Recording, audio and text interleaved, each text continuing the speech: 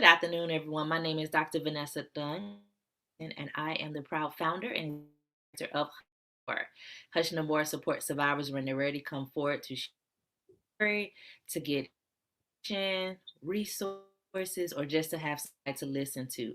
We also provide free training in our community, such as today, where we're trying to raise awareness and provide knowledge because I believe that awareness plus knowledge equals prevention. How can you fight off something that you don't know exists? So, our goal is to make you more aware how you can protect your children. This month is Child Sexual Abuse Awareness Month as well as Sexual Assault Awareness Month. So, we wanted to do something special for you as parents and grandparents and aunts and uncles so that you could protect your children. We know that of all child sexual happens from somebody that they know. It's not the stranger danger. It's not those individuals that are grabbing them in the woods and running away with them. It is right inside of our families, our friends, the neighbors, the police officers, the priests, the football coaches, gymnastic coaches, you name it. Those are the people, the teachers are hurting our children. So it's not an enemy. And we're teaching our children that. So I want to teach you a way to teach your children differently. So today, I am so honored to have the amazing Jennifer Seatree with us. Hi, how are y'all? Yeah, she's an expert in digital forensics. And so she works as a private investigator for Eagle Sea Tree. They're located in South Carolina, Lexington, South Carolina. They have a lot of experience with digital forensics, with finding children that are part of human trafficking, children that go missing. And I don't think that a lot of people know that you can hire a private investigator to Mhm. find out what's going on with your children. So I wanted to raise awareness from that perspective and do something that's not really done often and have someone like Jennifer. So if you have any questions, please, you could put them in the chat. You can ask the questions out loud. Don't mind if you interrupt us because I'd rather you question in the moment instead of asking the question once we've already passed. And sometimes we had to think about what was it. So feel free to stop us. This is an important time. It's very engaging, and I want you all to ask any questions that you may have of me or Jennifer. And so we'll start off with from a digital forensic lens, and then I'll go into how to protect your children from the standpoint of advocacy. So if you have any questions, please don't hesitate to ask because that's what we're here for to make it easier for all of you. So, Jennifer, tell us a little bit about Miss Jennifer. You're so beautiful. You have such a great spirit. I love it. Thank you, and thank you for having me. It's an honor. It's awesome to be here. Um, so I have a I'm going to warn everybody on the weather, and it's just if we go in, if you have any questions, feel free to definitely stop me and say, hey, I can't hear you, and might have to change networks. Just a little warning. But I'm Jennifer, and I work as a digital forensics technician, where I do digital analysis of cell phones, basically any digital device. Um, we opened up C-Tree Investigations in 2012. Then recently we came across some Eagle Investigative Services said, you know what, let's merge two, well-established companies together to, bring more awareness and try to bridge some gaps. It's really what our goal is to, like bridge gaps between the private investigation industry and your governmental entities. And so a little bit about myself. I'm a little nervous. Um, Hey, this you're is thinking, girl time. That's what I call it. This is just girl time, a great conversation. So you don't have to be nervous. so if I ramble, or just just say, hey, you're going down a rabbit hole. So I got a 4-year degree in criminal justice, and I have a 4-year degree in child psychology, and also I have a paralegal degree. And my husband says I'm a career student. Uh, I love to learn. I love to educate myself. I'm constantly training on just new anything and everything that has to do with our digital world. I think honestly, if I had to do some things over in life, I probably would have Instead of child psychology, I would have went with criminal justice and and like computer science, because I have found a very unique passion for digital forensics. And that's just, it's something that is ever growing, ever changing. It's not static. So therefore, one app is present today, and you know what? It'll be gone tomorrow. And that's the thing with digital forensics, and that's the reason why it's so important to, have someone there and have a voice there that can capture that information, because you never know when you're going to need that information. And it's a digital footprint. You never know when you're going to need that. You might need it 10 years from now. You might need it 6 months from now. And if it's gone, it's gone. Retrieve it. Well, that's what we're here for, help you retrieve that information. Um, so that's a little bit about me. But I think that learning is important. Learning never stops. I tell my children all the time that knowledge is something that people can never take away from you. They could steal your car, they could steal things from you, but they can never take away the education that you have. And so all of it plays a big role, because, especially the child psychology, because you're able to think about how a acts, how they're responding as it relates to like child abuse, when they're doing things Mhm. online that they have no business doing. So that's why I'm excited to have this conversation with you as well, because although you're a career student like myself, you have a lot of experience that is valuable to parents that they have no idea exists. So when it comes to digital forensics with as relates to our children, what Mhm. is the most important thing to know about forensics? Because I don't think our kids even know that it's always there. You can't delete it. That's right. So, I guess children and teenagers and a lot of, just society in general think, hey, if I delete it, you can't find it. Or, Snapchat, for instance. Snapchat is there and take a photo. Well, they say, okay, that photo is gone in 30 seconds. Well, that photo may be gone, but guess what? The information that is attached to that photo, the data that is there, that digital footprint of that photo is still there in that digital of that, of the cell phone or the computer, whatever device that captured that information. That information is still there. Now, it might not be in a photo, say, format where you can just go and your phone and pull that picture up. Well, that's where we come in and we can download that phone. We download all that. And when I say a digital analysis, so when I download that phone, I take, or that computer, whatever the tablet, whenever I download that information, I get every single piece of data from the phone, that when it was activated to the time you bring it to me. As long as that phone, say, restored back to factory. You restore that phone back to factory, then it pretty much the whole thing. There's no recovery, but it does leave a footprint of when that phone was restored. So therefore, if you have, a case in court and you're saying, hey, I need to know information about a certain time frame and that information is deleted, well, you have information that says, hey, that information that was deleted, you're restored on this date, but we need this information on this date. Why? So, that raises that suspicion on why did you delete that information? Why did you restore your phone? So it gives that, just because it's deleted, it still can lead to something else, even though that phone was restored back to factory. Um, Kids these days figured out how to bypass every single password, every single VPN, every single protection that parents want to put on your phone or whatever that device is. It's the age. It's the age of technology. They know more about technology than probably I will in 5 years. So it's really important to understand, and that there are people out there that can help recover that information.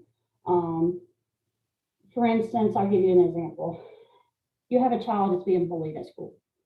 And coming from being bullied myself through elementary school to middle school, horrible years, middle school. To we didn't have like the cell phones and things, and so therefore bullying back then was more in your face. Now it's more social media. It only takes one post, one picture, one comment, and it will send a child into a downward spiral.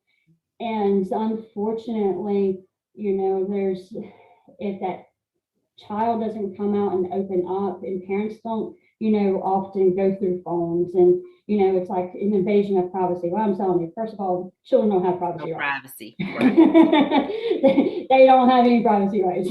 But it's important to understand how to access that information. And if you think that your child is acting strange or something's going on and that message has been deleted, then you can't see that message or you can't see that picture.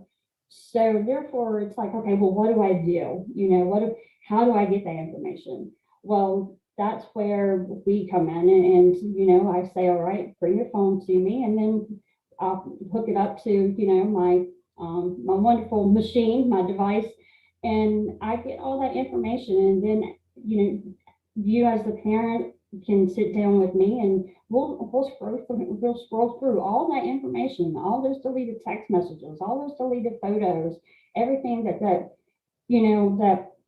they don't want you to know about, or they're ashamed of, or they're embarrassed about. Well, it's better to catch and upfront than then something happen where the child takes it into their own hands. You know, whether it be acting out in violence or acting out against themselves. Don't want to wait to that point. You want to catch it in the front, and be on top of it. You know, so just because they delete things, it's still recoverable.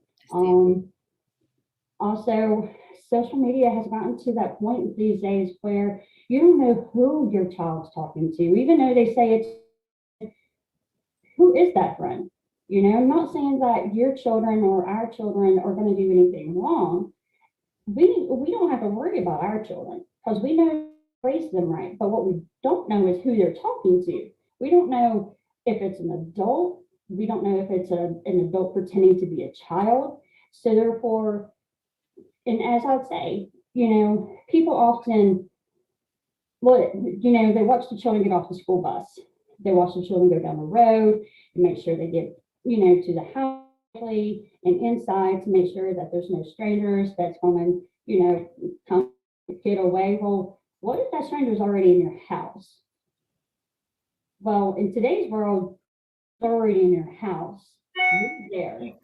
And so now it's up to us to figure out how are we going to stop those strangers from getting into our house? And once they get into our house, what measures and what are we going to do to stop them from invading our privacy and invading our children's privacy? And then, that's where we also are able to find out. I mean, there's always that footprint, there's always that communication somewhere that they have. It's like, all right, where did that come from? Who do you know in California?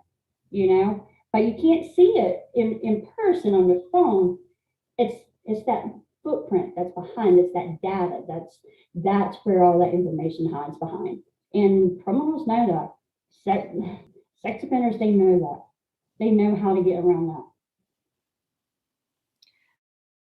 First of all, you just shocked me when you said that they're already in our house. So that just blew me away. Like, I will be repeating that, Jennifer, that they're already there. If they're on your cell phone, if they're on your through social media, they're in your house. They're already close to your kids. That's just impactful. When you said the kids get around it, how do they get around all the protections that we put in place? Because I recommend to parents to put the parental controls on the cell phones, on the computers, put the parental controls on like YouTube and all the social media. We do go onto the different apps and loading and going to your phone and setting it. How do they get around it? There's hidden apps. Honestly, there's vaults and encryptions that children can put on there. So therefore, whenever something is downloaded, all they have to do is be around the phone for 5 seconds, and the parent can walk away. if they download it and it says, okay, put, do you approve? And if they are close to their parent's phone and it says approve, all they have to do is approve that app is downloaded, and everything that hey, kids are smart. I mean, and technology, I mean, that's the reason why it's so imperative for parents to not be afraid to take your phone, to, take your child's phone and say, you know what, I think I'm gonna see the history of your phone. Just, let's see who it is that you're really talking to. Not saying that you're doing anything wrong. I want to know who is out there. I want to know what apps are being downloaded, because it tells you all the apps that are being downloaded. It tells you the apps that are deleted. So what if in school one day they decide, hey, they're not at the house, they bypass whatever, password, they figured out the password, they do an encryption. It's amazing what children have, what they can retain, and how they could figure out passwords, and they bypass that password, they download that app, and then all of a sudden they get what they want and delete that app. You never know it as a parent that was there. So what do you? That's where your government officials. If you go to your government officials, they're not going to sit there and say, okay, we're going to go through the phone and we're going to try to find these apps. And it's not that they help parents. They may not have the time. They may not have the education, the training. And that's something that I do. So therefore, utilize your resources, and that's what we try to tell, government entities too. We have resources, don't be afraid to use us as private investigators. We have that time, we have the education, we have the training. So because that's all we do. That's all. So therefore, if that's my main focus, then that's my main, mission. That's my main mission in my job and in my life, is to teach and educate and to protect our children and our future. It's amazing, the way technology works and the way. My kids always know my passwords. Like I use the same password. Just I'm sitting here, but my children are grown now, so it's a little different. But they know my password. They know my PIN. Like I'm not very creative, and so other parents are similar to me, where we don't want to forget, so we use the same thing. Our children know that we use the same thing. Like Oh my son yeah. pumped gas and put my ATM pin in to pump gas. So they know our pins and passwords. So it's important to realize that they can go around that. What is a vault for parents? Um, We don't know what a vault is. What's a vault? So a vault it's an app that you can download, and it basically, whatever information that you don't want somebody to see, like say pictures. If you have naughty pictures, that you don't want someone being able to, in case you lay your phone down. Well, you download that, the application. You download that application onto your phone, and it's password protected. So therefore, even as a parent, if you see that vault on the child's phone, guess what? You still can't access it, because that is protected by that child that has a passcode to that. And if you don't know that passcode, then you're not getting into it. So they can have all kinds of pictures, text messages, anything. They can transfer anything that is on their phone over into that one app. And it's kind of like a cloud. It stores the information in that particular cloud app. And it's, there's different vaults that can be used, different programs that offers that. And so if you download that, and you can also hide it on your, it could be running in the background. So where you can delete the app off your phone, but it's still there. You still downloaded it. So therefore, anytime that you want to use it again, you just pop up your settings, hit that button again, and guess what? The app pops back up, transfer the information, and that information is stored. That information is there, and they can access that information. Sometimes even those apps can be accessed from a computer. So say if they transfer that information on their phone and they want to access it their friend's house on their friend's computer. Well, as long as they know what that bot is, they go online, click download that app onto the computer, log into it, and guess what? You have all those pictures. And unfortunately, that's how bullying starts. They take that one picture and they're around friends. They take that one picture and it goes viral. And then and one kid always suffers, one child always suffers because of others' ill intent. Mm-hmm. They're cruel, their cruelty. And sometimes it may go further than what they expect it to go, and they don't expect a child to take their own life, but it happens. And then when it does happen, then what do you do? As a parent, what do you do? How do you find that person? How do you find that person that sent that picture? How do you get into that phone? How do you get that information to either make changes in legislature, to hold somebody responsible, to stop it from happening again? Those are my goal. Those are what I look at, and those are my missions to answer those questions and to stop, that from happening to more children and to more families. To be on someone's side, yeah, you can take your phone or that device to your government officials, law enforcement, and that phone may sit there. That phone may sit there in evidence, and it may sit there for several different reasons. Either one, they may not feel as though they have a search warrant that can access that phone, or they need a search warrant, or they don't feel as though there was any kind of crime committed that would implicate reasons why to download the information on the phone. We don't have Search to warrant. we don't have to follow by that. Okay, so a parent could say, parent, this is my child, give me your cell phone, let's take a look at it. Okay, Yes, so ma'am. it's legal. It's legal. Yes, There's no ma'am. rules behind it. So I think parents need to be empowered and know that because kids think that they have control, especially when teenagers like, this is my cell phone, you cannot touch it. This is my information. To me, go like that's wrong. Right. Yeah. So how you said that they could download it and delete it and everything. Do parents just need to use suspicion or look at the phone and tell that that is happening? Or you can't? It's hard. It's hard to see. I mean, suspicion. If they, I mean, questions and answers. Honestly, and if you feel as though as a parent you're not getting straight answers, or if you're noticing, honestly, just taking your child's phone once a week.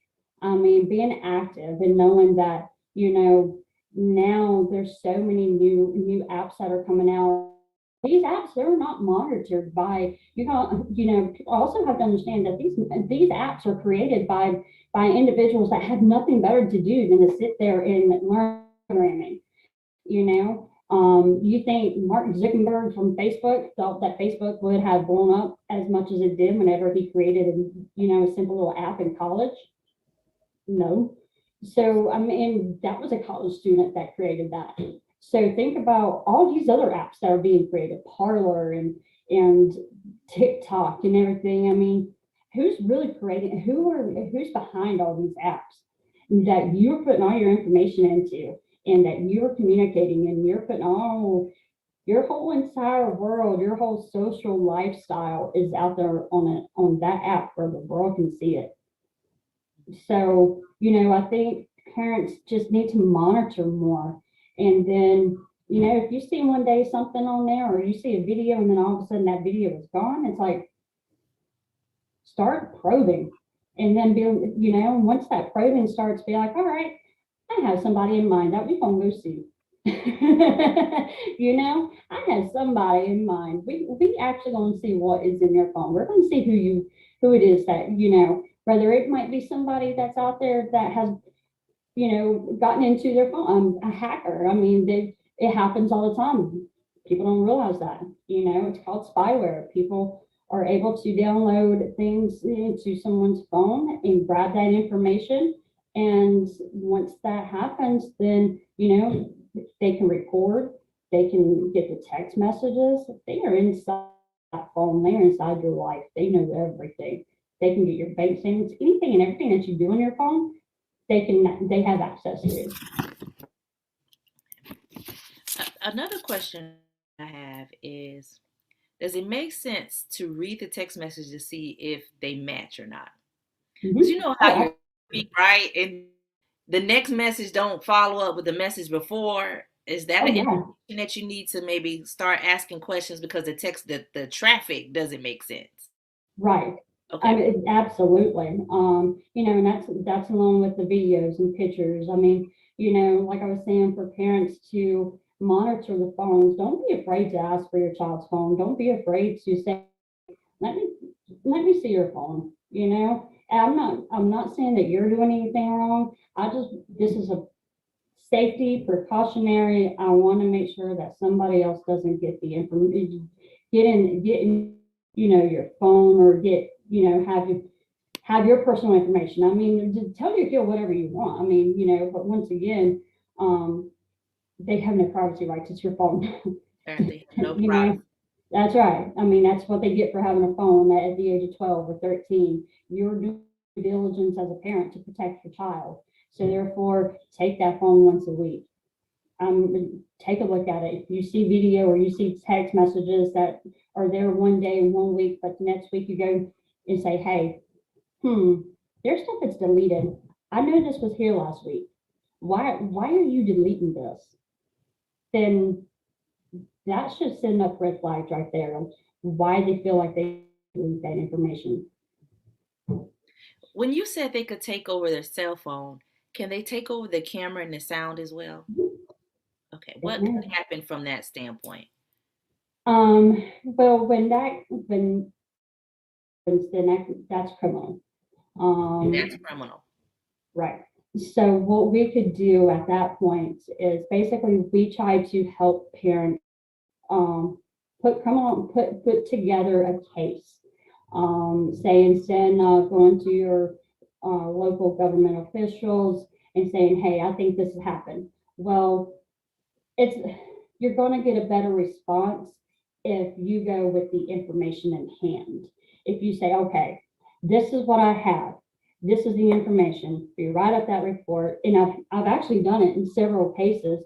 And then the law, those government officials, law enforcement actually call, and they give us a call and they say, hey, can you walk me through this? Can you how this happened? Or, how you were able to find this information out. And we help walk them through that process of how we found that information, that spyware, because once we find that spyware, then we're able to delete that. I mean, we're able to, not only identify it, but we can delete it from the phone. So that way we make sure that particular spyware, that particular hacker, whatever that app was that was tracking is tracking that phone and tracking that information is no longer tracking that information. They don't have that access anymore because we remove it. That's one of the services that we offer is being able to identify if any spy has been downloaded. And sometimes it's not even a child may not even know that they downloaded it because it could be a simple link that can be sent in a text message or it could be sent through an email and you press that link, open here or look at the new robot or look at the new Xbox game. Click that link and guess what? It's automatically installed into that phone. And so we're able to see what's installed in that phone. If we're able to see the apps that are there, then that's where we start piecing the puzzle together to put together that case that a parent can go to law enforcement and say, okay, this is what we have. This is criminal. I want to press charges against this person, because I do a lot more than just pull the information. I do a lot more than just pull that data, so to speak. I'm also able to find out the IP address, the the possible location, the email that was used. As a private investigator, I can set up a little bit of a trap to see if I can't trap that person. Once we can trap that person, then I may be able to find the location of that person. And then that's where we take that information to law enforcement and we say, hey, this is what we have, you know, and we have the time to do that.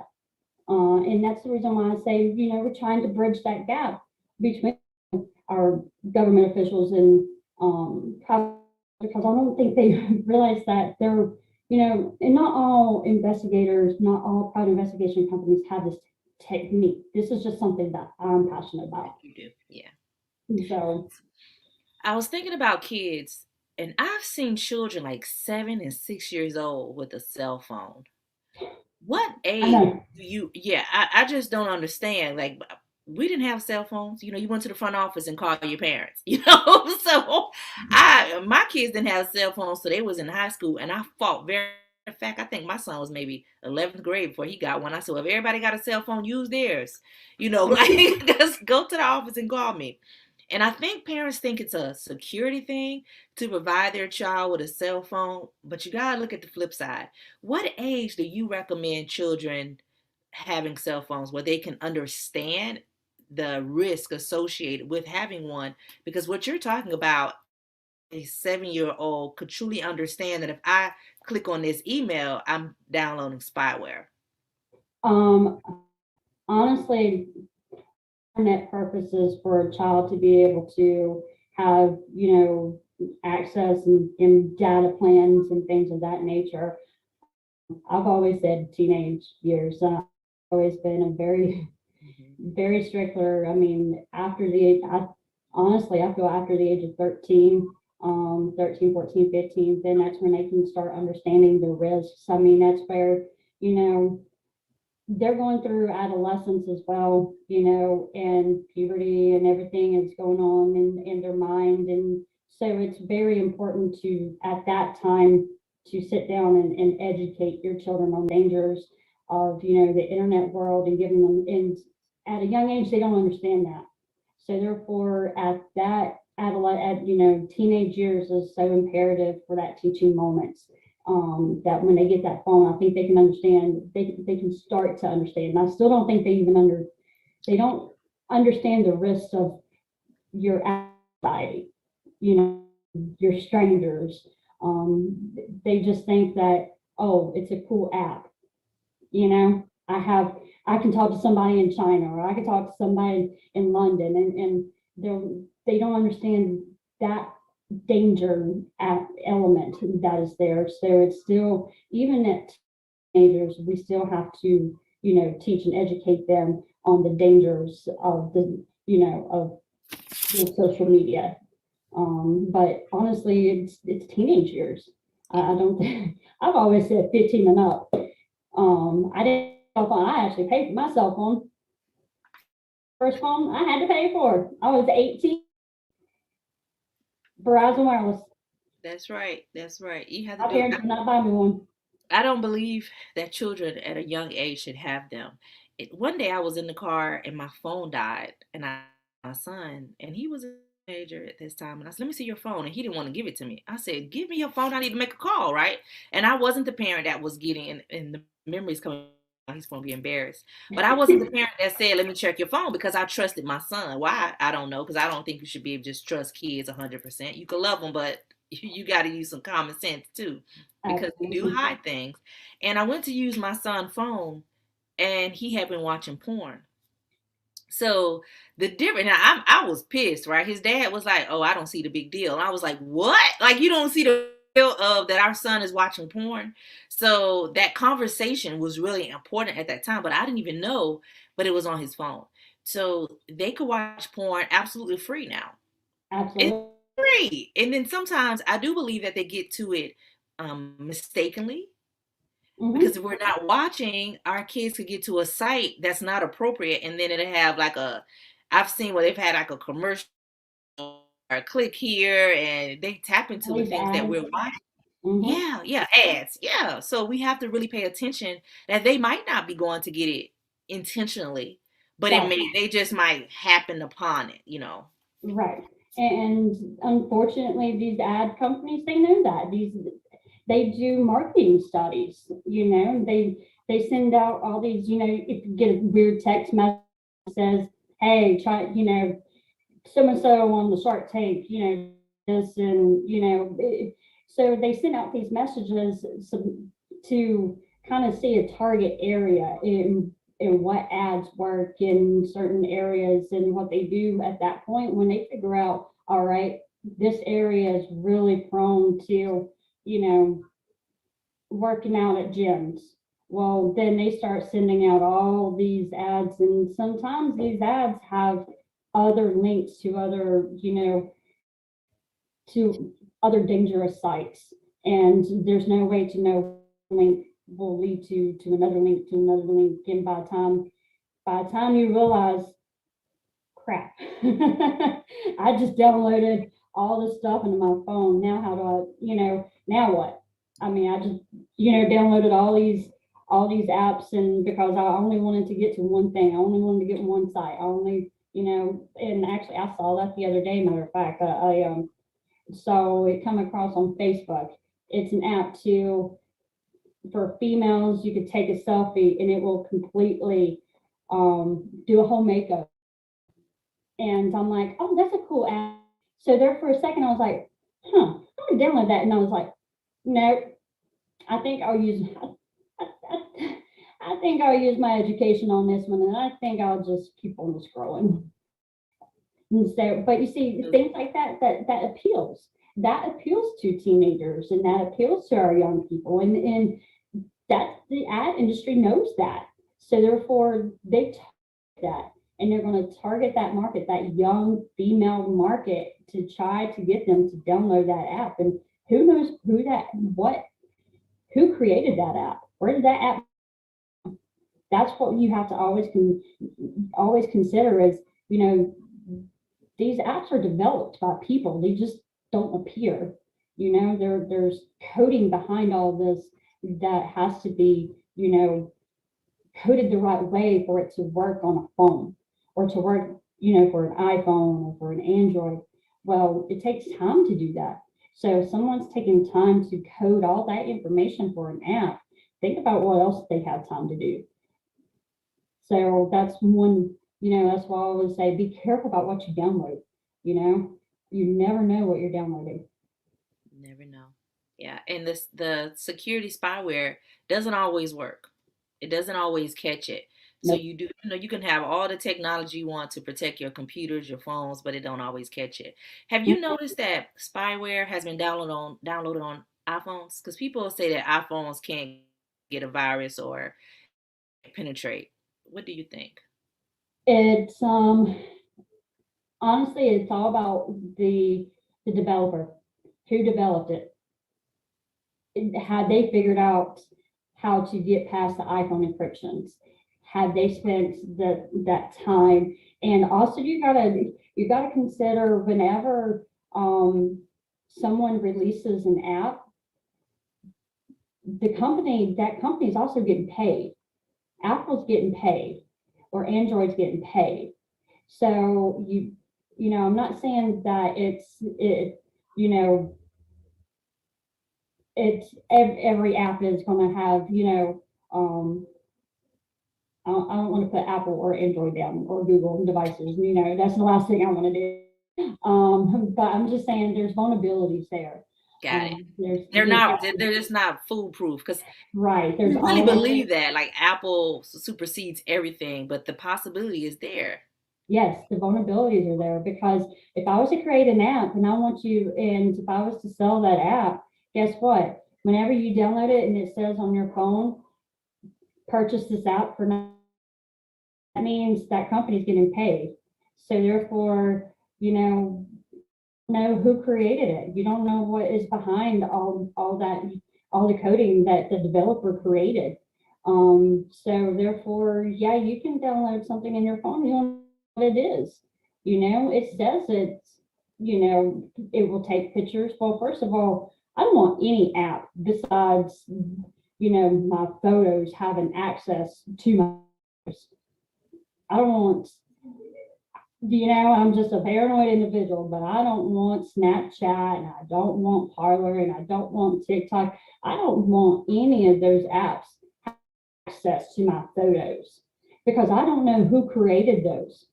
So therefore, if I don't know who created those apps, the developers of those apps, I'm not going to put myself in that vulnerable situation where they can access that my photos at any time because they have full. I mean, that app has full access to your photos if you allow it to. I'm just paranoid. That's not paranoia, but I didn't think about that. Let's say it'll access your microphone, your camera, your phone, your photos. It'll tell you what all it has access to. And I don't always go back and change the access. But that's Right, something to really think about with your kids. You want to make sure that they don't have access. They're not using apps that access all of that information. right, absolutely. Got it. So, video games. I don't think parents really understand the risk with the video games. Like I walked into my son's room and he was having full conversations, right, with the headset. Oh And yeah. I said, "Who are you talking to?" He was like, "Oh, my friend." Da, da, da. I said, "Who?" So there are grown men that play games, right? These are adults that are playing with our children and all over the world. So Mm-hmm. is that something that you look into, or is that common, We or any risk that's associated with video as well? It is, and that's once again that's where the computer comes in, because you can download, all the information if they're playing it on their phone. Now, if they're playing it on the Xbox, getting the information from that hard drive and being able to know, who they're talking to because everybody has to have a profile. So getting that information from the Xbox, I mean, there has to be an account. There's always an account that's set up. Hmm. So therefore, you go to the account and you figure out from that account, all right, who's been sending your requests. I mean, who has been, sending the request to join whatever gaming system that it is that they're playing, whether it be football or if it's an online game, what was a World of Warcraft or something that had that kind of Minecraft or something. Hmm. Minecraft that we were there for a little while. Being able to find out who they are talking to. I mean, like I was saying, everybody creates a profile. And all the profiles have an email address. So therefore, it's about tracking. Being able to track from that person, what account they created it on. Was it created with a phone number? Is it a VoIP number? Is it not registered to someone? Is that a fake email account? There's ways that we can, see if those are fake accounts. Being able to identify the risks of, and there's nothing also as a parent, there's nothing wrong with saying, hey, I want to see who you're, pull up the profile, your gaming Yeah. profile, because in that gaming profile it will say everybody who is there. It says who. It keeps tabs. It keeps a tally. For competitive reasons or for reward systems or getting to the next level, things of that nature. It's always there. And that's actually the cool thing about the gaming systems is all the information is still there. Um, As it, parents, we don't know that though. As parents, we don't know that we could go in and look and see what they're doing through from oh, a gaming absolutely. system standpoint. And I used to tell my son, those are not your friends. Do not tell them where we live. You have to have a conversation about, do Yeah, not provide our cell phone, do not know where we live, do not give them any information. They don't even need to know what school you go to. And so if we right. don't have those conversations, your child will do it. They'll say, "Oh, well, I go to Hamilton Elementary."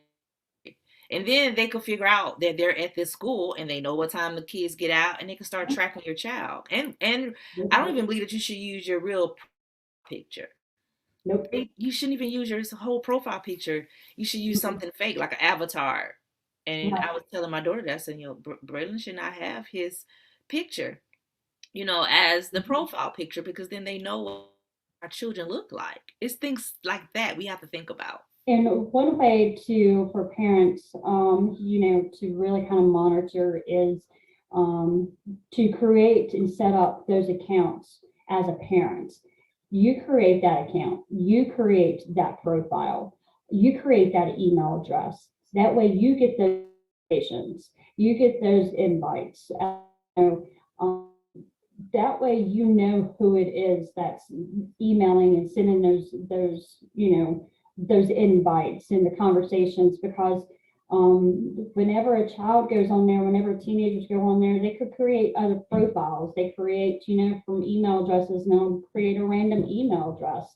Well, those random email addresses, they don't seem to, understand the risks that even 5 different profiles, all of it's still going to be linked to one account, all of it's still going to be linked to that one person.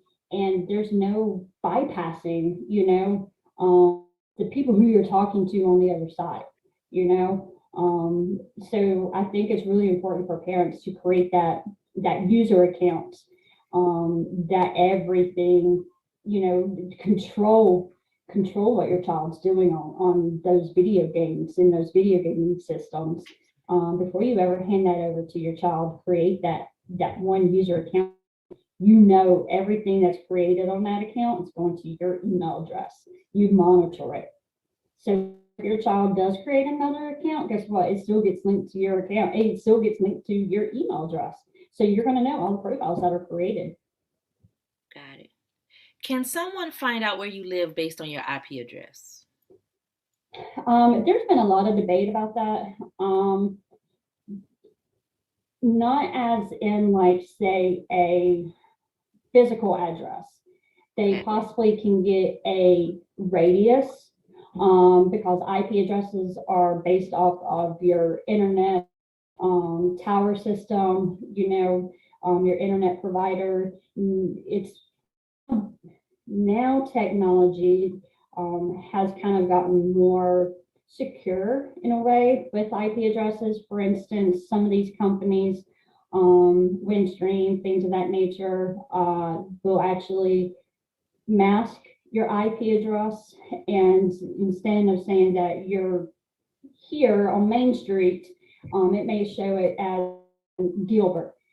What it will do is it will show that the internet provider, that internet service provider.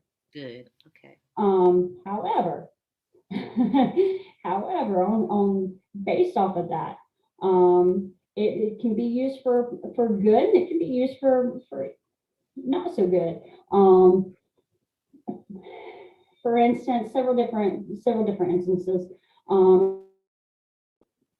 We know that someone spoofed an email, and we need to find out who spoofed that email.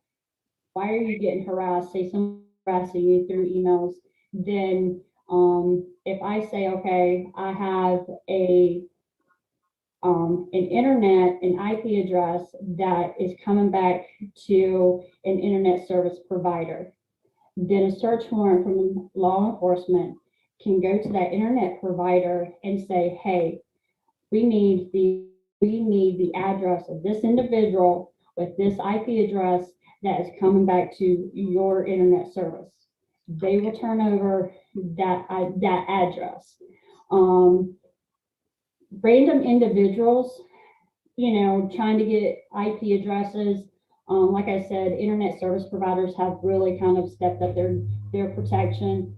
But it's still, if someone's looking and saying, okay, I need to know if they're in North Carolina or South Carolina, or I need to know if they're, just a general area to verify where you are, then yeah, guess what? They're going to find out that you're in that area. Once they find out if you're in that area from your IP address, and once they find out that you're in that area, it long to narrow down, your location at that point. So, like I was saying, does it come back to a street address?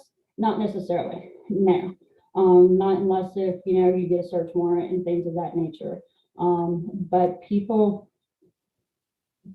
are evil, They and are. people figure out how to use an IP address to figure out a generalized location. You know, and unfortunately, there's they will do a process of elimination. If they have my name, and they have a generalized area, and then they take my IP address, then guess what? They can start doing their own process of elimination to try and figure out where I'm at. It's not hard. Which makes it connect the dots. Is there something that parents can do to prevent their IP address or to protect them at home? Is there something that we could do? There's quite a few things. There's called a VPN. It's a virtual private network. So I use, Proton VPN. I feel as though that's the best one to have. I mean, it's encrypted. I also have a Proton email, so therefore it's definitely end-to-end encryption. And nobody can get my IP address, even from the email, because you can get an IP address from an email address. And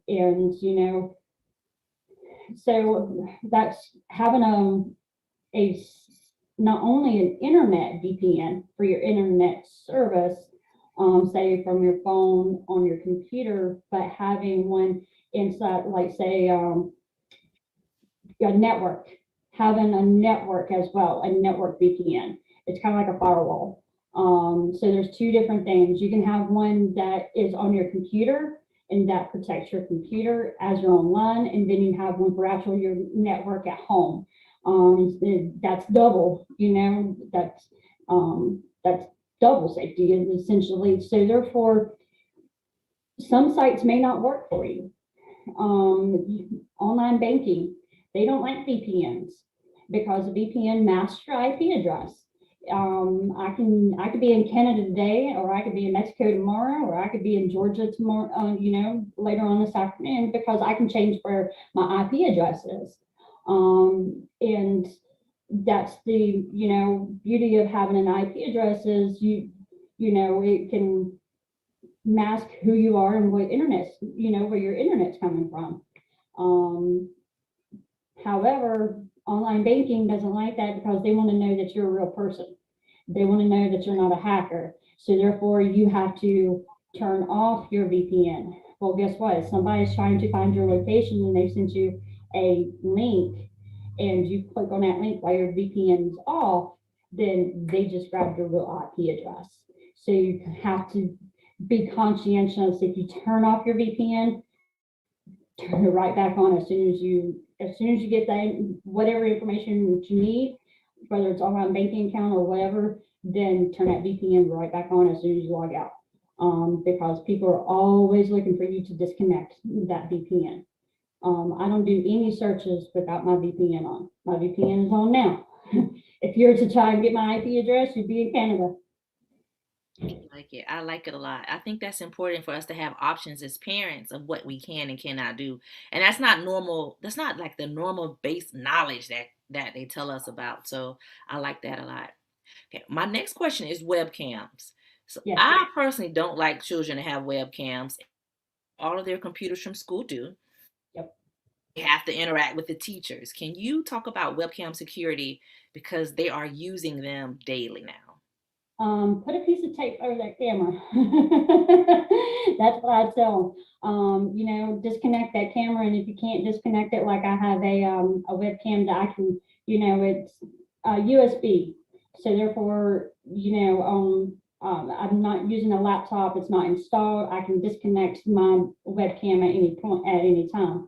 On a laptop, you don't really have that option. So therefore, put a piece of tape, put a cover over that webcam. Just because that webcam is turned off doesn't mean that somebody can't hack into that computer and access that webcam. It's happened before, and unfortunately, people use technology for the evil. And there's, you got to set precautions, and you got to take precautions, and that's one way. If my camera's on, I have if it's hooked up, then I have the cover flipped over it. And then I have the mic off, so that way I know that not only is it not recording what I'm saying all the time, But if there's a piece of tape, then there you can't see anything. You can't access the video. You're only going to get black screen. That's one way of protecting. And making sure that you have on the computer through your settings. Make sure that check your settings first. Check your settings on the computer because you can set the camera. Where it has to ask for permission before you access that camera. I don't know. The iPads that are provided through, the schools. I've not went through their settings on the school computers, on the school iPads, on what the schools have set up. I'm hoping they have all that set up. I'm hoping they have all that their safety precautions set up. They have their own IT team, so I'm hoping that they've thought about all that. But just as a precautionary, I'd keep a piece of tape over that camera, just for safety reasons. I And tell advise your that children. parents ask. I Yeah, think and tell as your a children parent, the you reason should ask why. the school about the security features that are in place for your children laptops that they issue to them, and because it's so important.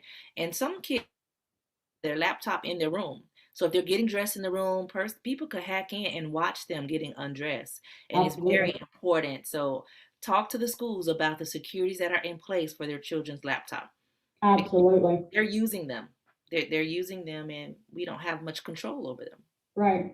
And as technology changes, new new hackers come out with new technology and new ways to break into your firewalls. And just because you've set all this up, you think you let your guard down, you think all the safety is in place and everything. Well, tomorrow something new will come out, and guess what? There's a new breach, there's a new leak, or there's new information that's out there that a hacker has taken that information, and now they use that against these computer companies to be able to break into these devices. And unfortunately, there's really no way to always prepare and stop the evil that hackers and the ill will of people. And there's just be precaution. Be cautious of what's going on around you. Yeah. People are very evil. Evil, evil, evil. I think also we need to know if our children have fake email accounts as well. So when they have the fake email accounts, that's how they can access different social media sites. My grandson had a TikTok and he sent me a funny TikTok, right? And I said, "You got a TikTok?" He was like, "Yeah, my for me." And I said, "Yeah." He was like, "Oh, he created me an email." So I said, "Do your mom know?" So he stood there and he said, "I don't think so." Now it wasn't intentional. It was just cousins and just doing something. Right. Get on TikTok and look at the funny jokes. So everything on TikTok is not appropriate. So I'm realizing that we have to pay more attention. And they do have emails that parents do not have a clue about. They have fake Facebook profiles. Hmm. All they have to do is change one letter or put a number, and guess what? They can have five different five different Facebook accounts. And a parent don't even know that they have those many accounts because they just have the one little Facebook app on their phone. Well, from that Facebook app, they have linked, and you can link your different accounts so you can sign in and out. I know you can all That's so the smart. technology. I tell you, I know, and that's what I'm seeing. That's what I say. You never know what these apps, the capabilities of these apps have. I mean, until you start really diving into, the way they were developed. And, just because last year you can be able to pull a history of, a Facebook account. Well, I may not be able to pull that history of that Facebook account now, because they may have took that capability away. Well, that history on that Facebook account might be very important because what if that's a predator? What if that is linked to, someone who is stalking children at a certain age in a certain area? Well, I'm going to want that Facebook profile. I want to know who they were liking, what posts they were posting, who was following them. Um, so now it's not so easy to get that information as it may have been a year or 2 years ago, because more privacy rights are coming out and people's like saying, "Hey, it's not right." Well, there's two sides to that. Yeah, you want to be private, but at the same time, you don't want to you don't want to protect the evil either. You want to be able to,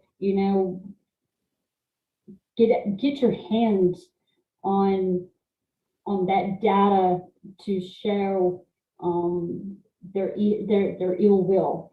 The fact that they've created a Facebook page just to track children, or just like I said, you never know who is in your home. You know, you could be talking to a friend and you think it's a friend, but guess what? It's not a friend. It's a complete stranger that you have no idea who it is.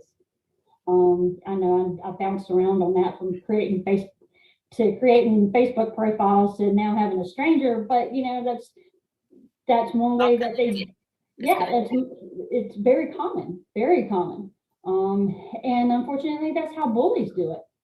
I mean, you create a Facebook profile, you send out that information, and then you delete it. But that information's out there. That information, once it's distributed, that's it. There's no taking it back.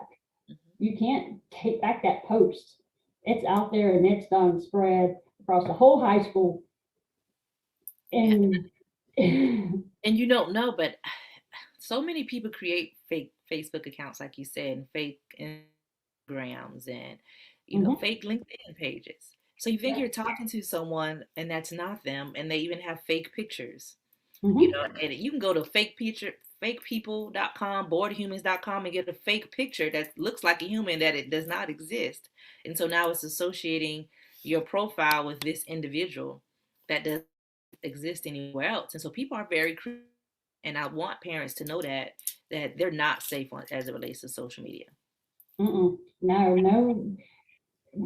As a parent, know who your friends list are. Of your children, know their friends list. You can download this. We can bring me your phone, and I'll download the friends list for you. And I also will be able to see how many profiles they have. Do they have 2 or 3 different profiles? Has your child created different profiles? Is your child trying to be seen? Like I said, you have that one app, that one little Facebook tab, but you can have different profiles under that one little tab. And that's so important to know, the profiles that are there, and also know your friends list. Who are your children talking to, and who's on their friends list? Because even though they have 5,000 friends, do they know all 5,000 friends? And why do they have 5,000 friends? Do they have the time? If they have 5,000 friends, then they got way too much stuff on their hands. Right. I have most of the people on my page. No, I don't know the people. And now I'm thinking, oh, is that a good thing, Vanessa?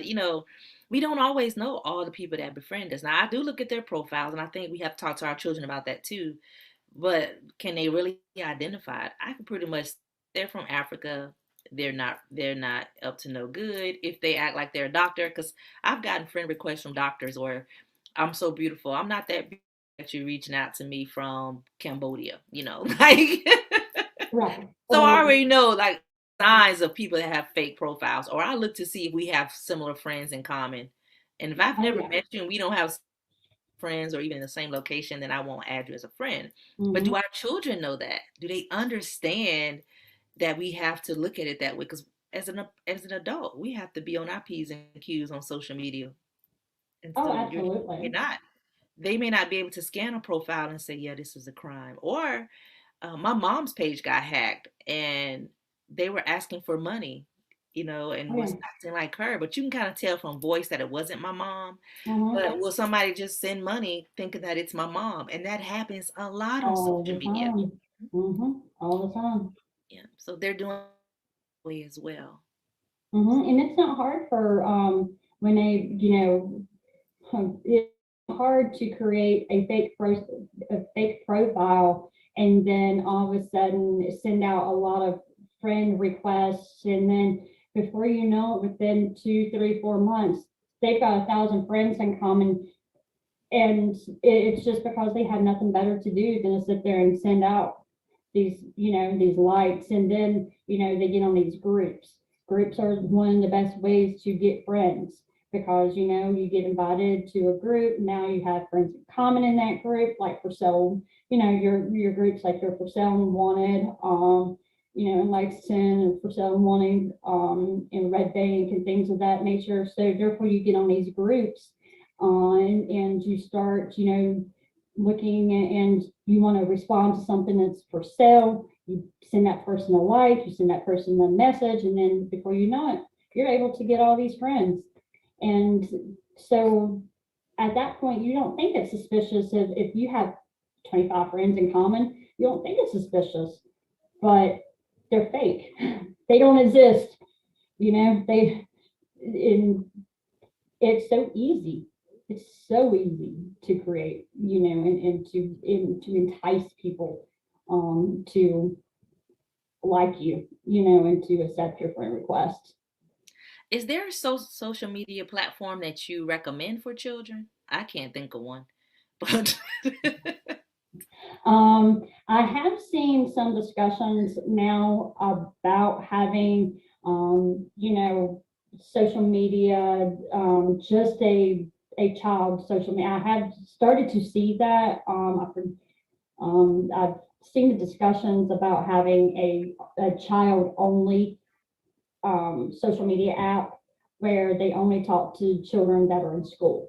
And so I'm not quite sure where it's at in the development stage. I always try to keep up with all the new and developing apps, but as I say, a new app is created every day. So hopefully that will be created, and hopefully, that will be monitored, by parents, and hopefully those parents can actually see who is, they get the notifications on who's sending an invite and who's, liking a post, and, maybe putting some safety measures in place when it comes to your profiles, and making sure that that person is a real person by, doing two-factor authentications, and, verifying identities and verifying phone numbers. And really, if every app was to have that, I think it would be a lot safer for children, because then that there's a verification process that has to happen for that profile to be created. But right now, it's not mandated. It's not where every app that's created has that requirement. So it's easy to create a Facebook or a Google account, or a, Snapchat, Instagram, and it doesn't have Twitter. It doesn't have to have a verification method. And also VoIP. People don't realize that VoIP phones are just as dangerous as creating a fake profile. A VoIP phone, you can do so much damage with a VoIP phone because it's not registered to anybody. It's created on a Wi-Fi network. You have a phone number. It's a, and you send out you know, these messages, or you make your calls, and you can harass or stalk, or um, do whatever evilness, or ill will towards anybody, and then all of a sudden, guess what? You throw the phone away, and that number no longer exists. That person no longer exists. So then what do you do? I mean, how do you trace that person down? Well, that's where my tenacity comes in. Bring me your account, bring me your phone, and then I will figure out how to trace, because there's there is a footprint on where that account was created. It takes time, and it takes a lot of digging, but there is a digital footprint there.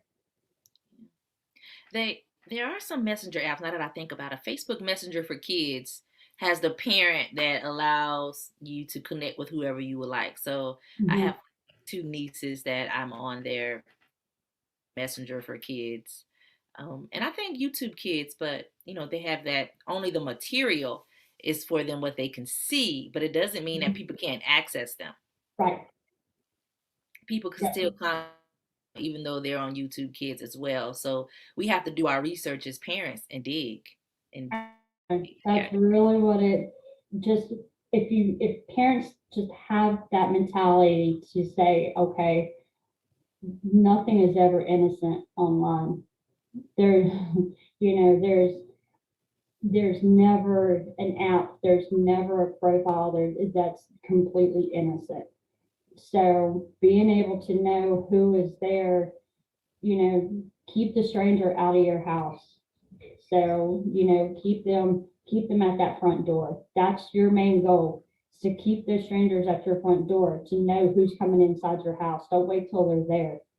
Once they're there, then they've got a hold of that information. They got a hold of your child. They got a hold of everything that's going on in your child's life, because unfortunately, teenagers, they love to post everything about themselves online. Their whole life is online.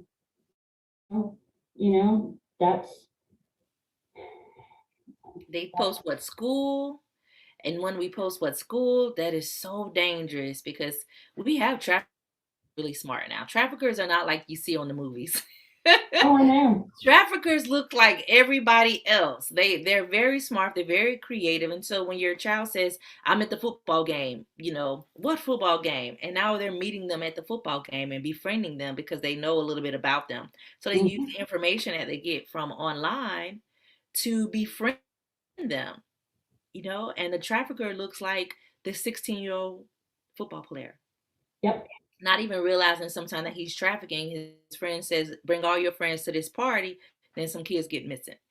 Oh So yeah. that's what our traffickers look like, and they have all this information about your child that they're posting on social media. They should not post nothing that tells you. Could post maybe that you had a football game. You shouldn't post your school. Nope. That information is very dangerous, and I don't think we realize that. If they have a gymnastics competition, where's the competition at? They're tracking our kids down with little information, and sometimes they give a lot of information and And tell. another hint, make sure your tracking location on your phone is off, because Facebook will use your tracking location, and Google will also use your tracking location. So whenever you post a post on, whether it be Instagram, whether it be, guess what? Because most of them are Android apps or Android based or whatever it is, it's tracking your location. And not every Android, I'd say Android based, because of Google is, Google kind of tracks everything. It always asks you, do you want to Google? Do you want to allow Google to know your location? I always say no. Every time you search something online, guess what? It's going to ask. You want Google to be able to allow Google to access your location? No, I don't want Google knowing where I'm at. So therefore, because Google will keep that history, and that history will transfer to Facebook, and next thing you know, you're posting something and it's showing that you're at Lexington High School because you didn't turn off your location services. So go through your settings and turn off your location. Um, that's just one precautionary measure that Can parents you can turn take. it on? And so I'm looking for a restaurant near me. I know that's my location setting. Mm-hmm. Can I turn it off and on? Mm-hmm. Oh yeah, absolutely. Oh yeah. But I'm trying to Um, find food, Jennifer. I'm trying to find the best restaurants in my location near me. Oh yeah, yeah. You can, you just go through your settings, and you allow certain apps, to be able to access. Like, you can allow it to access your microphone and your camera. And same thing with location. You can allow certain apps to have access to your location. So therefore, if you want to know, like Foursquare. Foursquare is one of those that is restaurant driven. It tells what's going on in your community. So if you want to know what's going on in your community, you're looking for a good place to eat. If you allow Foursquare to have that location, then it's going to give you those notifications. It's going to tell you when things are coming. So yeah, you can turn off and on your location services, and you can have a certain app to be able to do that as well, to access the information like that. Okay. So turn it on, turn it off. Make sure we're looking at our settings, and our children's location settings should always be off. Always. That's, yeah. So unless I don't, well, let me Unless back we're up. tracking them. So what about tracking our kids' apps? Okay, that's I was about to say. Let me Okay. back up on that, because I want to make sure that you also are able to know where your child is. Right. So therefore, um, apps don't need to know where your child is. Facebook doesn't need to know where your child is. Instagram doesn't need to know where your child is. But Life 360 as a parent know where your child is. So yes, that is important to know. Your social media apps, they don't need to know where your children are. They need to know where your child is. If you have an Apple, you have, your family share, where you can find your device on the family plan, have the location on, being able to know that information. Yes, location services are important, and you could turn your location services off on your apps. Just as long as whatever it is that you're using, whether it be an Android based or an iPhone based, whatever app that is that you're utilizing to track, your child. And don't be afraid to track your child either. Don't be afraid to use Life 360. Your child breaks down on the side of the road. You want to know that they broke down on the road. They may not be able to tell you where they are. Teenagers don't always pay attention to their surroundings. Right. They may not know what road they're on, and they might be on the side of the road, and they say, "Well, where you at, honey?" "I'm on the side of the road, Mom." "Well, what side of the road are you?" "I don't know." Well, that's where that location services can come in handy for you, to know where they are on what road. And then, you pin that phone, and it shows where they are. So it's important to have those features. But like I was saying, Facebook doesn't need to know that. They don't need to know that. Got it, got it, got it. I am learning so much. I'm so thankful for you because it's things that we don't know that everyday people would know. And so it's important to get all the information we can when we meet an expert. And so that's that's what I'm really trying to do today. So as we close up, is there anything else that you want to drive home for parents? Um, you don't be afraid to, once once something happens in your life, whether it be someone runs away, whether a child, takes matters into their own hands. Don't be afraid to reach out. After you reach out to your governmental entities, don't be afraid to reach out to a private investigator, to our team. Like I said, there's other private investigators where they are only specialized in, like, say, domestic surveillance and things like that. So, we are here to help parents with that process of, memorializing everything that's going on. Government entities, law enforcement, what they want to do is, their main goal is to catch that criminal. They want to try to be able to put that case together to bring the charges against that criminal, and then that once that crime is once that someone's apprehended, the case kind of stops. Um, but it doesn't stop for parents. That the searching for the answers never stops. Knowing what happened never stops. Nothing is ever unfinished. Well, nothing is ever finished. It's always unfinished. You can never get back your loved ones. You can never take back what has happened. So therefore, knowing that there's a way, and knowing that there's someone out there that can help you document, help you memorialize everything that's going on, keep track. Then maybe we can help you heal. That's the whole purpose of our company is to help parents heal, and to help understand and bring awareness that there's other companies, that we are here. So utilize us, and utilize those services that can be in your favor, and try to bridge that gap, between the government officials and the private investigation field. I think that's important because a lot of times parents we don't know. We don't know where we could find answers or who we could reach out to, who's an expert, who have access. Mhm. to give us Right. those answers. And I tell children all the times, don't keep secrets.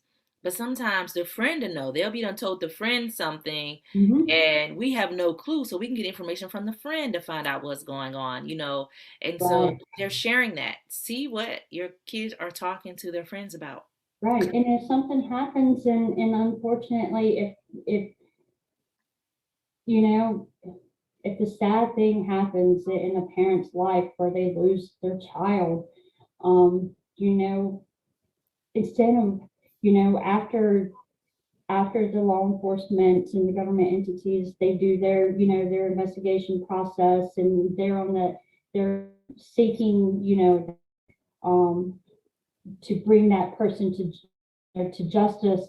Um, then it's also important to know that there's also someone that can, download that phone and take that information and find and try to even change, make changes in our law, in our legislature. I mean, what what statutes do we have right now that um, protect children and protect, online bullying and spoofing of emails, and because it's growing so rapidly that legislatures, they can't, it's hard for them to keep up and make these changes, especially if we don't have something happen that we could take to them and say, look, this has happened and this is the way it happened. They were able to take this and they created this and then they deleted that, but by this time, and children are, I mean, teenagers are very private anyways, so therefore they don't want to share, and by that time, it's too late. So before it's too late, or if it is too late to save that individual, then at least we can have a process of bringing, of digitally bringing someone to justice, and in changing laws, that might be just the answer, is to change some of the laws and change the way these programs do run,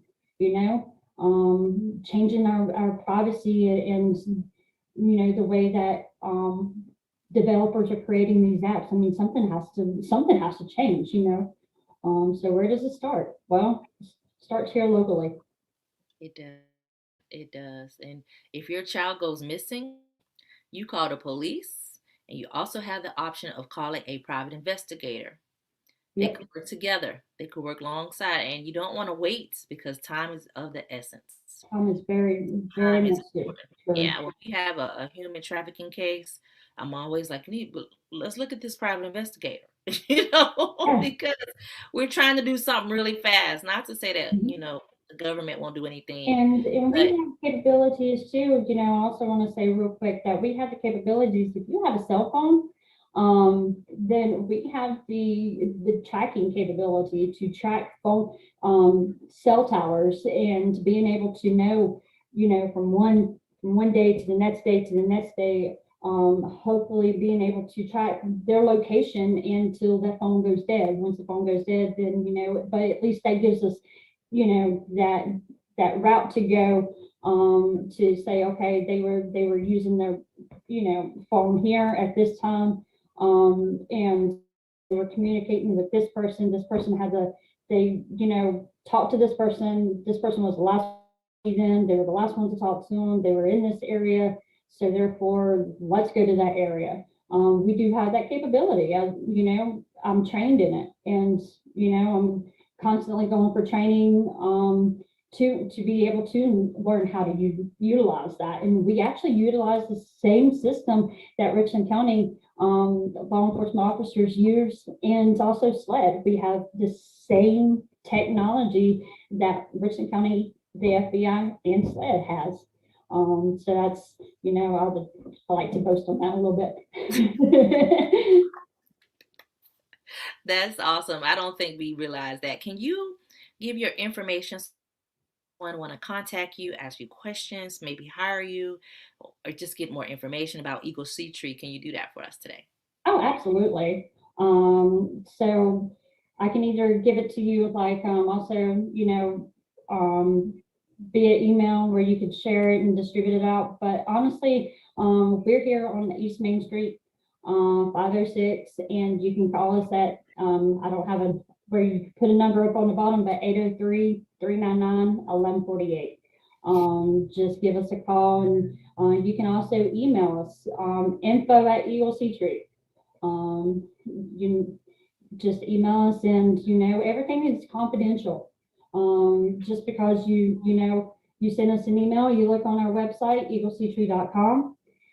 Everything is confidential. Everything stays here with us, until you tell us, hey, I want you to share this with enforcement, or I want you to, everything stays here.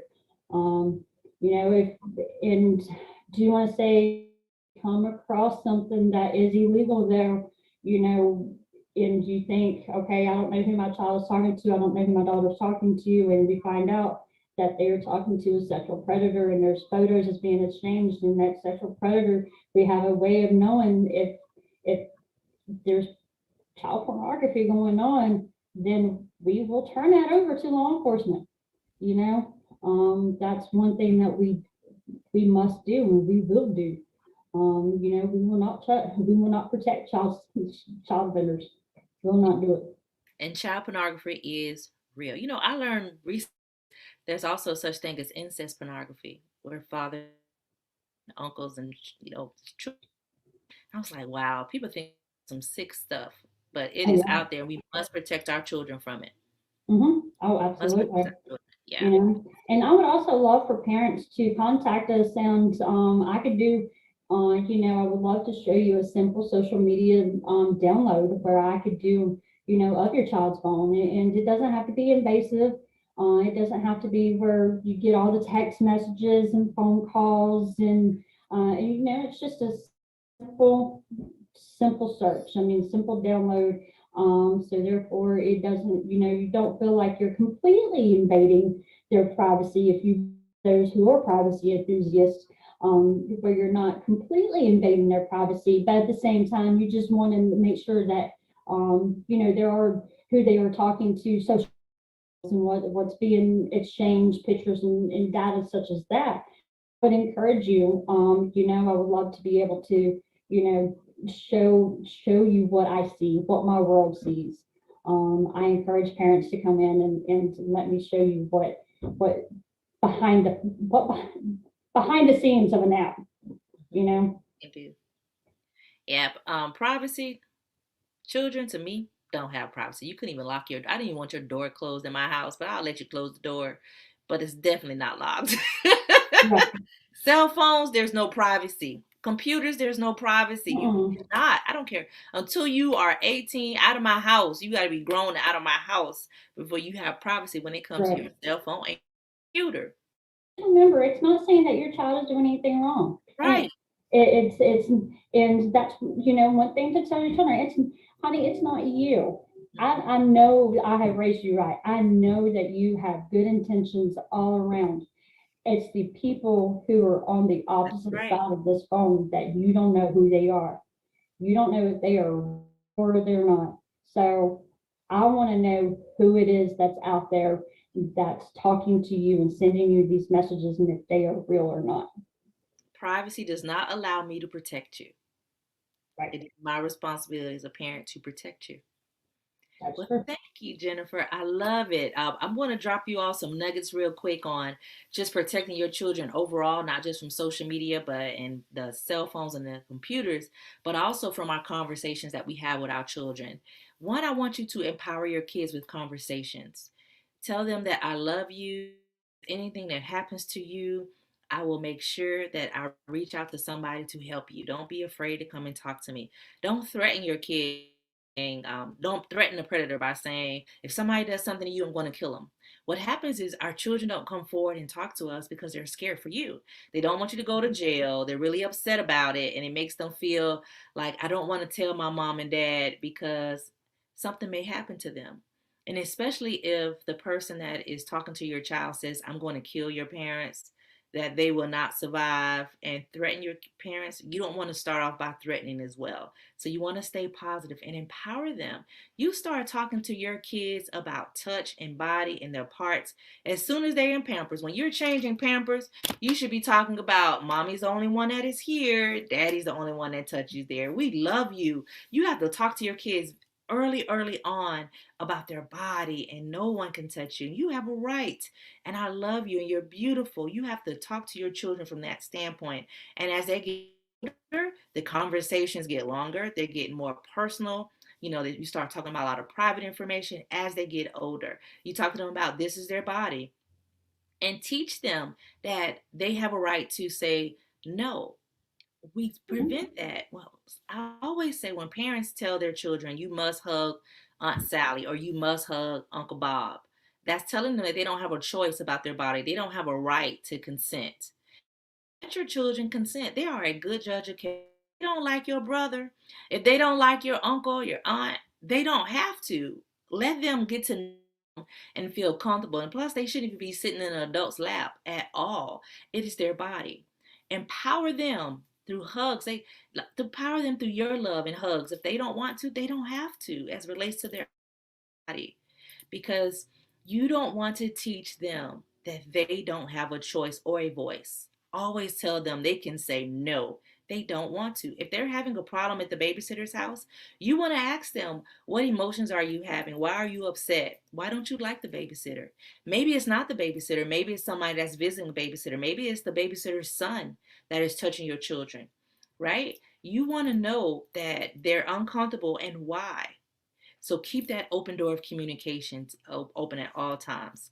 You also want to think about grooming. When we say grooming, it's who's super nice to your children. If they're buying $300 gaming systems, if they're taking them on lavish, trips and buying them jewelry, why are they doing that? Our children are not that special that people spend that amount of money, on them, or they're just always want to touch your children or always around them. That's called grooming.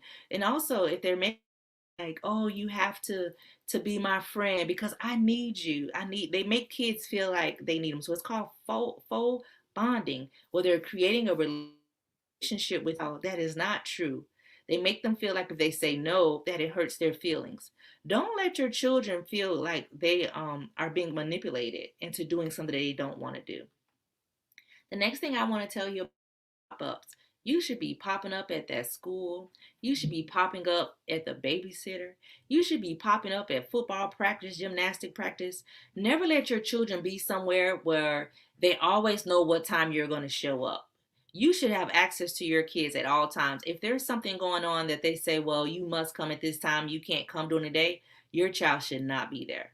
Babysitters should not keep you away from your children. And there's a lot that happens with babysitters, and to include the teenage babysitters. I can't tell you how many males I've met that says that the teenage babysitter molested them. It happens so often. So you have to watch who has access to your children. The predator looks like some like you. That looks like me. It's male, female. It doesn't matter about race. It doesn't matter about culture. It is just people that are just absolutely evil that can get access to our children. And I want that to end because it bothers me when I meet adults who have been broken in childhood, who has never told anybody. They didn't feel comfortable telling their parents, and which is not uncommon because I didn't tell my mom and dad everything. So don't expect that your children are. But create a system that they have somebody that they can talk to that you trust and that they trust. Okay.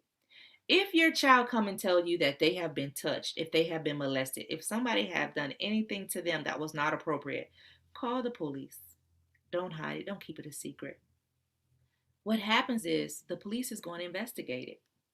I don't understand why parents do not believe their children when their children come and say that their stepdad is touching them, their stepmom is touching them, it's their brother or sister. Call the police and allow an investigation. Believe your children. Believe your kids. Why would you believe a predator? Why would you believe an adult? Especially if you know that your kids are children, they're innocent, you know? Will they sometimes not be truthful? Sometimes. But normally there's a reason why. And you have to figure out by an investigation why your child is not telling you the truth, right? But don't just let it slide. The worst thing not believe your child. I have adults who do not talk to their parents right now because their parents did not believe them. Their parents did not get them out of harm. You must believe your children. Then, if it comes out it's not true, then it's okay. That's another conversation. But don't start out with disbelief because they'll never tell you anything else again. Okay, so we can investigate what's going on with your children. And if you've been talking to them about their body parts, they know what a vagina is, they know what a penis is, then we can help them because when we go to court, they could say, such and such touched my vagina, such and such touched my penis, not my cookie, not my pet name. I know when they go to school and the teacher says, Mr. Bill had touched my cookie, the teacher don't know what your child is talking about. But if your child says, Mr. Bill has touched my vagina, they on alert. We could do something about it and protect your child and get them out of that situation. And don't think that just because you report to the police that your children are going to be removed. We did last week about how you respond when your children are being molested, when they come to tell you something. That doesn't mean that they're going to take your kids away from you. We're just going to make sure that your children are not in danger anymore. And it's not your fault as a parent. We don't know who is evil in our communities, right? We don't know. So don't feel like you can't tell anybody and don't keep the secret. Secrets should never be kept. You can't keep a secret, and your children shouldn't keep secrets. They have to know if it is a secret. Tell mommy the secret. Nobody should say, I touched you, and now let's keep it between us. That is not a secret that you should keep. So you shouldn't keep it a secret when you have to report what has happened to your child. So just remember that. Remember, you have to empower our kids. Who should they tell? When should they tell? Okay. And we already talked about cell phones and computers, so I'm not going to go on that today, but it's important. How do you respond? Finally, I'm going to talk about how do you respond to your, if they come to you and they said they've been molested. And this is for anybody. If it's domestic violence, sex trafficking, anything that has happened as relates to trauma, how parents can respond. Be gentle with them. Be gentle. They are probably going through a lot in this moment. And so you want to make them feel so comfortable. You want to make them feel important. And you want to thank them for coming, telling you something so, so personal. You want to be interested in what they say. Interested. I remember there are times that I'm always on the go, and my kids, I had so much going on, and they would try to talk to me, and I couldn't slow down. When your children trying to talk to you, slow down so that we can have these important conversations and pay attention to every word that they say. Validate how they feel, even if there was no penetration, even if somebody just touched their breast or touched their bottom and they feel really bad about it, it is wrong and they have a right to feel bad. They have a right to be upset. They have a right to cry. They have a right to feel violated. So validate that how they feel is how they feel. And so they feel okay in this space with you and you don't push them away. Then you want to do it in an easy manner. You want to say, okay, I love you. Thank you. You want to also just go real slow with them. What do you need from me? How can I help you? You know, allow them to be part of the decision making process as it relates to their life. Do you want to do this? Do you want to go to this counselor? Do you like this counselor? No. Well, we don't have to go to that counselor anymore. Because I could tell you picking a counselor is very important and you want to get them help afterwards. So do it all in an easy manner. Don't make them feel bad about the decisions that they make because it's their body. If they have to talk to a police officer and they don't like that police officer, let's get a different police officer. Let's get a different victim advocate. Always make them feel included because you want to give them their power back that has been taken away. And for you to remember this, think of the acronym GIVE. That is what I just used. GIVE. Gentle, interested, validate, and easy manner. If you follow these things, they'll want to talk to you about it. You'll have open communication. You'll make them feel loved and important through this whole entire process. But when you try to hush about, keep it a family, they're still dealing with this. They're having the nightmares, they're having the dreams, their grades could possibly drop. They're not doing good in school. They get angry, they get mad and frustrated. And you're like, well, what's wrong? What's wrong is you've kept the secret. You didn't do anything about it. What happened to them? And don't forget that 90% of all child sexual abuse happens by somebody they know, somebody that has access to them. Access to them. And also, one third One third of all child sexual abuse is by the aunts, the uncles, the fathers, the mothers, the cousins. They're outside playing and something happens to them. They're being touched. They're in the bedrooms and you trust them. Sibling abuse is real. So you can't trust anybody. You can't just let them be together. You have to ask questions. How did you feel today? Was there anything that made you feel uncomfortable, that made you mad? Did something today happen that made you mad? Did something today make you cry? That's important. Talk to them about their feelings, their emotions. Not how did your day go? Oh, it was good. It was okay. Don't let that slide. I want to know about your emotions today. Emotions tell us a lot. It tells us how they survive through the day. Sometimes they are angry with the person that hurts them. Did you feel any pain today? I want to know if you was in pain today because maybe they'll tell you that such and such penetrated them, went inside of me and it hurt. You'll be surprised. And some of you don't really want to ask the hard questions because you don't want to know the answers. But we need you to know the answers. I need you to have these conversations with your children because when children are abused, they are more likely to be abused as adults. They get sexually assaulted. They end up in human trafficking, sex trafficking. They end up in domestic violence relationships. I focus on children now because that is the way that we can eliminate what's going on in our society by empowering our children, informing them, letting them know that we have their back and that they have a right to say no. They have a right to use their voice and they have a choice. When we were growing up, you would get popped in the mouth if you said something that was not appropriate, right? But when you do that to your children, you're silencing them for when something really happens that they need to tell you. Keep the doors of communication open because you don't want your child to come back 10 years later and say, yeah, I was abused by such and such, but I didn't tell you because of this. Believe me, you'll feel pretty horrible.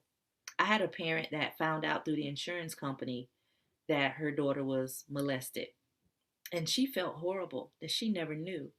And unfortunately, she worked for the insurance company, so she had like an inside access. That's how, because the HIPAA violation was real, but she worked for the insurance company, so she saw all the codes that was associated. So she realized that her child was molested. But I will tell you, she felt so bad that her daughter didn't come and tell her. And they don't always tell you for different reasons. Sometimes they're threatened, sometimes they're scared, sometimes they're just hurt. Don't take it personal when your child doesn't tell you. They just didn't think it was the right time. They didn't know how. It doesn't mean that they don't love you. It doesn't mean that you're not important. It doesn't mean that you're not close. They just decided not to tell you. Love them through when you love them through it all and tell them that it's not their fault. It's never their fault when somebody touches them that had no business touching them, whether it was another child or if it was an adult. We got to watch out for those siblings as well, for the young kids that are just exploring. But that exploratory leads to a lot of pain. So I just want you all to love on your kids, show them kindness, have great conversations with them. Great conversations. These conversations shouldn't be threatening, they should be out of love. And I love you so much. And if anybody ever does anything, I want to protect you, I want to love on you, I want to make sure that you're always in a safe place. And with me, as your parent, as your grandparent, you are in a safe space. Okay. So, peace and blessings to you all. And I'm going to end it now because I can go on and on about how to protect our children. I could go on and on. And so, does anyone have any questions? Sarah, I see you. Do you have any questions for today? And you may not because we were pretty thorough. So, you don't have to answer and ask any questions, but just in case. All right. Jennifer, do you have any comments before we leave? I can go on forever too. So I know I can go on and on as well. Just one last thought, sexual abuse also happens online, just so you know, just so parents are aware. Um, in teenage female, she may be forced to certain parts of her body, um, and a and they're ashamed to admit that, or it's too late, for or they feel it's too late. It's never okay for someone to take advantage of someone online, and for someone to invade that privacy, and to make someone feel as though they are forced to touch and own body. That's Make sure we talk to our kids about that. Mm. That's the new. I mean, unfortunately, that's a new sexual abuse that's really becoming, you know, um, becoming a problem with technology, and having internet, and having webcams, and having that private chat rooms, and um, predators know that, and they will use that against your teenager who's just looking for that acceptance, or looking for that one person that's out that says, "Hey, you look pretty today." Can we turn around, and it all starts with, "Hey, how are you doing?" And then as there's tension, then unfortunately it snowballs, and before you know it, your teenage female is put in that situation, and they don't know what to do about it. So let them know that you are there, and not to be ashamed. And it's not too late to come to you. It's never too late. And then take that information, and go to law enforcement and say, "Hey, this is going on. We got to stop this." And and let your children know that it's okay to come to you, and say, and don't be afraid to tell who that person is that says, you know, "I'm going to share that photo," because they use that as a threat. "I'm going to share that along with your friends," because now they've got your friends list, and they will use that, and they will show you, "Hey, I will share this with your friends." So make sure that they understand the risks of social media. I love that. I'm going to add that to my list too because we don't always talk about the online risk and the Yeah, things that are happening online. Yeah. And you yeah. do feel like it's too late. Well, there's nothing I could do now. I've done it. It, right. That photo has been shared. Well, even though that photo has been shared, okay, it's now, it's shared. There's no taking it back. So now we got to process, and we got to figure it out together, figure it out as a family. It's been shared, but it's not the end of the world. There's a healing process, and we will heal together.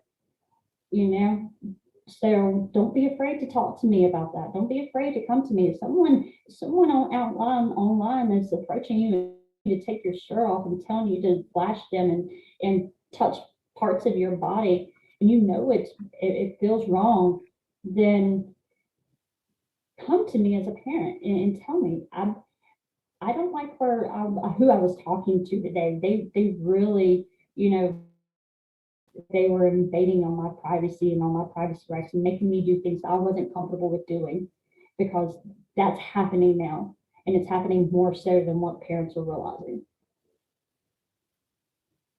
It is happening. And we always feel like it's not going to be us. It's not our children. It's not our You know, children. it's not our children. And sometimes you'll say our kids are acting up, they're bad. Find out why. Because a lot of children that told me that they were abused didn't have good grades. They can't even focus in school. So find out why your kids are not doing good in school, what's going on. And it may very well be some type of abuse or something that's going on that they just don't Hmm. feel comfortable in telling you. Okay. And it's happening for years. Some children are caught up for years with their abuser. It's not Hmm. one time and done. They have access to your children for a long period of time. Yep. And there's been cases. I mean, there's unfortunately there have been cases where um it's gone on for years, where female adolescents, um they grew up too quickly because of their abuser online. because of their online abuser. Hmm. It's real. So, well, can you give us your phone number once again, Jennifer, so they can call you? 803-399-1148. That's our office. Okay. So therefore, if we're not here, you can just leave your name, a phone number, and we'll give you a call back. All right. And that's Eagle Sea Tree. Yes, ma'am. Love it. So to contact us, it's www.hushnomore.org. You can go and find resources there, information there, other events that we have there. You can also call us at 1-888-285-2161 for more information and reach out to us at any time. Follow us on social media. We're always dropping gems, giving out information, trying to have events, and we'll definitely come out to your organization and provide free training for you. So thank you all for joining us today. It's truly a pleasure. I honor you in this moment, Jennifer. We need more people like you to be able to just inform us and protect our families and protect us too, because a lot of this we learned today, we should be paying attention as adults. It Yes, affects us. ma'am. Pay So, attention to our own accounts as well. exactly. So, I learned something today and I love to learn. So, I appreciate you. So, thank you so much. Absolutely. Anytime. Thank you for having me. You're welcome. Peace and blessings. Peace and blessings. Thank you.